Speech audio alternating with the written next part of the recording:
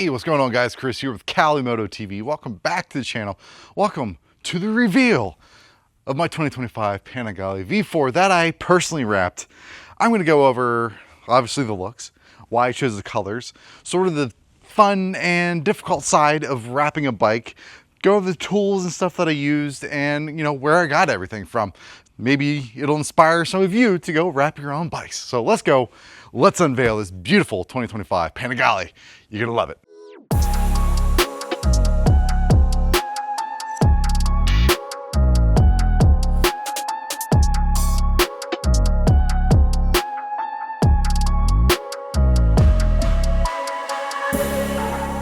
So there we go.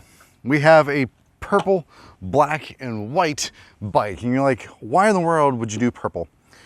A few reasons. I have been looking at various colors and I got a bunch of different color swatches. And something that keeps striking me is the purple color. And not just in bikes, like I was looking at the BMW M3 M4, a buddy of mine just got an M3 and it's this really nice deep purple. I'm just like, man, that is such a striking color. And I really haven't seen really any Ducatis at purple. I know that I think there was a livery for one of the races that was a little purple. And to me, that really stood out as a color that just isn't normally seen in it. And then when I was looking at the different swatches that various wrap companies had, Avery, which is the company that I went with as far as the wrap goes, I went to Metro Restyling and got a bunch of different samples. And when I got this, I was like, oh man, it's in the sun, it's just gorgeous. It even has a little blue tint. That's why a lot of people keep saying it looks like an R1M because of the blue and also because of the white front and this section here. So I went with the purple because it just stood out. And the white is it's a satin pearlescent. So it's not just a flat white, it's also not just a glossy white because it's satin, so it's not really glossy, but there's a little sheen there. But also as you pan over it, the white sort of changes colors and it gives, again, just a little hint of a blue, which kind of works with the purple.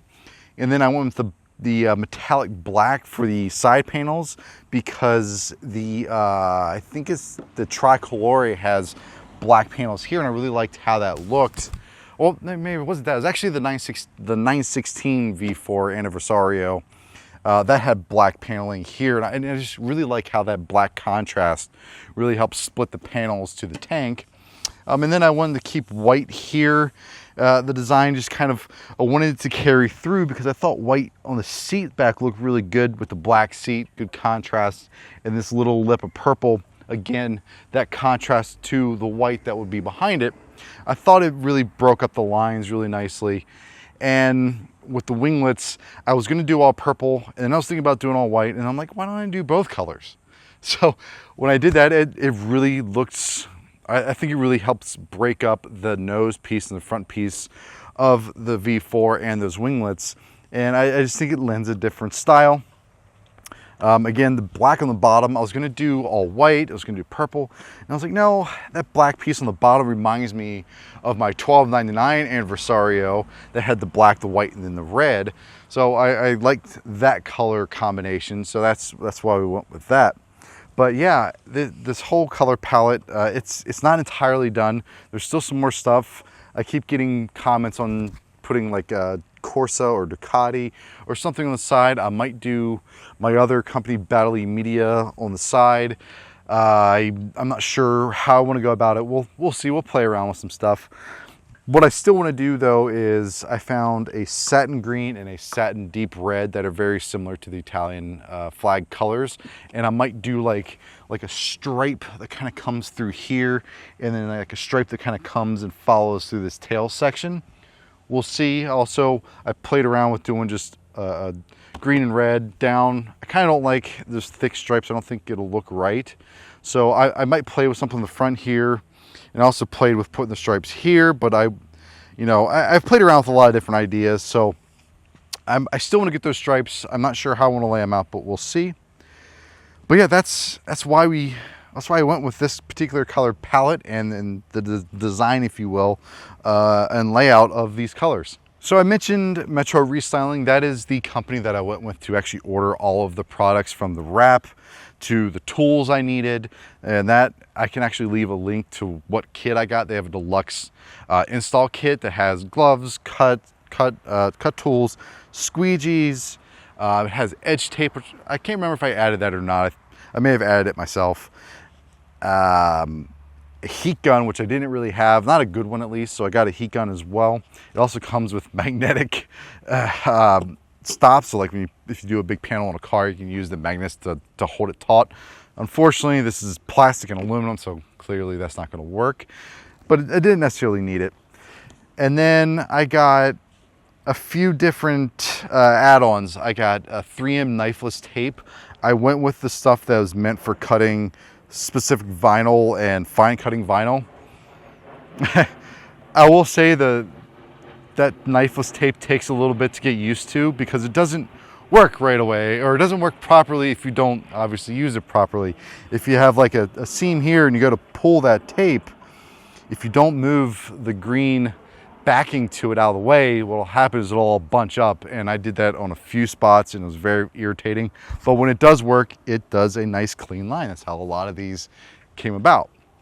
So the other thing I like about Metro Restyling, and I'm not sponsored or anything by them, is that when I had questions, you could go to the comment or the chat, if you will, and it wasn't a chat bot, it was an actual person, and I asked them, how many rolls I should get and stuff like that, which when you do something like this, it's kind of, I don't want to say guesswork. You should measure the panels out and then go, okay, I need this size piece for this panel times 2, this size panel for this times, again, 2. And I end up getting, for the purple and the white, I got 3 rolls of 5 by 3 feet, 5 feet by 3 feet. And then the black, because I knew I was only gonna do it here and down there. And then the little piece under here, I did 5 feet by 2 feet, and I got 2 rolls of that. Yeah, 2 rolls of that. So 3 of the main color, 2 rolls of the secondary color, and I still have a roll. I have a roll of each left still. So that kind of give you an idea for a bike this size, and obviously how I look. All of that I think was a little over 400, 450, somewhere around that. I think when I got the samples as well, I think again, so I think in total is around 550-ish of what I spent overall materials. It took me, I'd say probably about a week to wrap it by myself, and it wasn't continuous. I mean, I spent a couple days and stuff on it straight, and then had to break it up as I went to work for the week. But it wasn't overly, it was time consuming, but not like it's going to take a month and a half to wrap something. Granted, if you don't have time to dedicate to it, that can change. So as the sun dips behind a cloud and you don't get to see the beautiful colors, I tried to get a different camera angle so you can see it. But anyways, how was it to wrap? Every panel was literally a learning experience. Every panel was slightly different. Even the same panels, which I was able to figure out one side and then do it better on the other side, which was kind of funny, but every panel was slightly different. None of them were straightforward, super easy. Honestly, the front was probably the easiest overall, at least this part. This was not, and these tight corners were not super simple. But the approach I took was, okay, I did the outside purple first, and then laid the white over that, and then did it. So I worked outside in on panels like this. I was watching a video, and that was recommended to do because you can do these seams. You can also clean up, like say this purple is slightly bad of a cut. You can clean that up with the white as you lay it over it. So there's that. Something that I didn't do initially was I didn't take this off when I wrapped it. I highly, highly recommend just disassemble everything.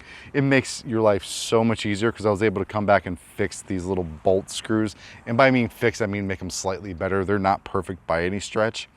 None of this bike is perfect. There's a lot of little mistakes here and there that I noticed that irritate me because I'm sort of a perfectionist. But hey, give yourself some slack if you've never done this before. Just get it as good as you can and then just move on to the next thing. It's the best advice. For the winglets, I tried to wrap a lot of pieces as a whole on the right side. And then I realized how bad that was, because like the deep corners, I couldn't put the wrap in there. So you have to end up wrapping, and by doing a lot of inlay. So you cut little intricate pieces out and you lay them, and then you lay the main pieces over top. And I found that doing that approach almost everywhere made wrapping, I don't want to say easier, but it made getting those really tight crevices easier, because you'll notice on a lot of these panels, especially like down in here, that's a really intricate shape. Like, yeah, there's a lot of flat, but then there's this really deep valley that goes around where the screws go and everything. And even now there's still a bubble there. I heated it, I stretched it not too far, I post heated it to get the adhesive to stick better, and it's still lifting. So I might need to go in there, cut that out, put an inlay over it, and then re-wrap up to that inlay. So there's definitely a lot of little things to learn. Like this battery cover piece here, there's a bubble in it, and I did the inlay, I squeegeed it down, heated it, and for 3 days it did not bubble. I bring it outside and have it out in the heat like this, and I have all these little bubbles pop up, and I'm like, what the hell? Why is this doing this? Because it's one of those pieces where it's like on the sides, like you might notice it because it's a large enough piece, but in the center, it's like, it's eye-catching to me. Okay. The next thing that I did, I think was probably one of the hardest pieces to do, honestly, was the tank, even with this cutout. So I started in the bottom and just try to stretch it over one side and then one side, and then try to get it over the front. It took me 2 tries of big sheets of of the vinyl. This is definitely the biggest singular piece of vinyl that I used. And for the most part, I think it came out all right. There's definitely some little creases here and there that are irritating. I have some weird bubbling underneath again, even though I heated it and didn't overstretch it or anything. So maybe there's some debris, but before, I'll go back a little bit, before you even put any wrap down, I cleaned the panel, just mild soap, nothing crazy. And then I took a 70% isopropyl alcohol wipe. So I wiped it, and then I had a lint-free cloth to go over it to take any other residue off. And everything seemed to lay down for the most part without any issues. So I think when it comes to the like creases, doing an inlay first and then trying to match up the vinyl, because vinyl likes to stick to itself better than it sticks to the paint, is where I would do every little crease around here. As I finished each panel, that's what I ended up doing, because I did most of the right side first and the left side. So like the left side's, I want to say it's more of a clean install than the right side. I learned a lot on this one, so it's just kind of how that worked. The other aspect of setting this up, you almost have to think in reverse. You never really want to have edges facing up. And the reason being is because when they're facing up, all of the dirt and everything can land in there, and then you'll see it even more. So you have to plan everything backwards and then install everything backwards. So I started the bottom black stripe, did that, again using the knifeless tape, and the right side, like I said, I played with the right side, struggled, and then learned to do something different on the left. Take the panel off, because then you don't have to go around this stupid piece and try to wrap that, because what I ended up having to do is I had to do 2 pieces instead of one solid piece. I'm not sure if it made it better, but surprisingly down there where a lot of the heat is, it's not bubbling. So maybe that was the right call. I don't know. But the left side, there's a lot of little inlays where some of the vents and stuff are. So I did some pre-inlaid of the vinyl, and then I worked my way up. And I used the knifeless tape initially, like I left the panel on the bike, did the nice knifeless tape to line out where, you know, how I wanted to lay, so that way, you know, everything lines up and it's like a straight line of the white and everything else. So if you have several different angles you want to cut, leave the panels on the bike, do the knifeless tape, even take a picture if you want, and then take the panel off and keep making sure the knifeless tape stays in place, do your vinyl, do your cut, and then you can lay everything subsequently from that. So naturally, sun's getting behind clouds and we keep losing the beautiful luster of this bike. Some of the stuff that I would suggest, if you've never done it before like myself, is one, be patient. Don't try to rush into any of the panels. As you pull them, you'll see that they'll like finger out, that sounds bad, they'll finger up a little bit and kind of bunch up, and they won't lay flat. What I found to do is all the part of the panels that I can get to lay flat and then squeegee tight without adding any heat is what I would do. And then as I needed to start working it, what is suggested and what I watched a lot of is you kind of pull a little taut, do some heat with the heat gun, and I don't mean a ton, just a little bit to get it, you'll feel it relax, and you'll actually see the creases or any of the other imperfections you might have put in your vinyl go away, which is a phenomenal thing about vinyl. So once you do that, then you can really stretch and pull that, and that'll pull it tight, as they say, glassing. It sounds silly to me, but you glass it out, as they say, squeegee it, and then once you get to these edges where it'll do that thing where like you'll see the fingers and everything else of them. That's when you can heat it again, heat that whole edge, that whole thing you tend to stretch, and you can straighten it out from there and fold it down. It's part of the reason why I did two colors, is I didn't want to have to try to stretch this down and then down again, because all of these angles create creases. And heat's your friend, but don't go overboard with it. Because what I found is I would heat a lot, and then all these other pieces over here that I hadn't stretched yet really shrunk into themselves, and they almost got hard, like they almost got overheated. So heat in moderation. And then the last little tidbit I found was this edge tape. It's very useful. This piece here is probably the most frustrating thing, because I pulled it, it looked nice, but because there's these rubber black pieces that are like glued on to that panel, I couldn't really tuck underneath, which means I couldn't get these creases out.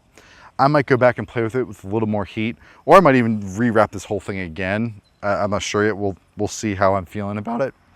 But that edgeless tape, once you do a panel, go back over all of the edge seams and just tape them down. All the ones that I didn't tape down have lifted. And I even, like I said, I cleaned the panel and everything else, and all those little edges seem to have just lifted up. So I gotta go back and then redo all of those sections. Now, if you are a pro, this section back here is god awful. It looks the worst out of anything else on the bike, and it's because there's a complex and deep creviced rounded piece. How in the world can I tape that? Like, I tried doing the inlays, and even the small inlays didn't sit right. So if you're a pro and you do that and you know how to do these really tight sections, please either respond with a video and show me, which would be actually the best. Link that in your comment so that we all can see it. I would love that. Or describe it the best you can in the comment section, like give detailed information. That would be so helpful to me and anyone else, because this stuff back here looks by far the worst out of anything that I did on this bike. But there you have it, guys. It's the 2025 Panigale V4 wrap that's purple. I want to get more decals on here. I obviously want to do the Ducati here. I think I'll do them in white. I thought it'd be funny to make it a pimp name, like Sugar Bear or Pepper Jack if you watch It's Always Sunny in Philadelphia. Or the other one was Pimp Cotty or Panigale. Either one of those I think would be funny to put on here, and it would just make it stand out even more. Again, Metro Restyling, if you are looking to do something like that, they have all of the kits you need. They carry many of the brands, and they're great to just talk to when you have questions about how to do something. So I hope you all enjoyed this video. Hope you all enjoyed the bike. I dig it. It's definitely different. There's a lot more work to do. It is not perfect, but it doesn't have to be. If you've never done it before, it will never be perfect. So be kind to yourself and just enjoy the process, because it is so tedious. Holy crap. Give you a point of that. These winglets, each one of them took like 2.5 hours to do. So just give you an idea. But with that, I hope you all enjoyed this video. Love this process. We have more parts. The rear shock should be in, well, it'll ship the 19th, so maybe it'll be in the week after it. And then we'll be able to do the forks and the shock, and we'll have that. And then hopefully in hopefully in October, November time frame, I'm thinking about getting the Aero exhaust with the Bryn tune, and we'll upgrade it hopefully before that track day, because that'd be sweet to be able to have that tune and everything in, and then go to the track again, because I rode this stock. So now to do the exhaust and tune, I get to actually play around with it along with the suspension. I know, super excited for that. But yeah, give me a thumbs up if you like the content, subscribe, and I tell you what, we'll see you on the next video. Have a great one.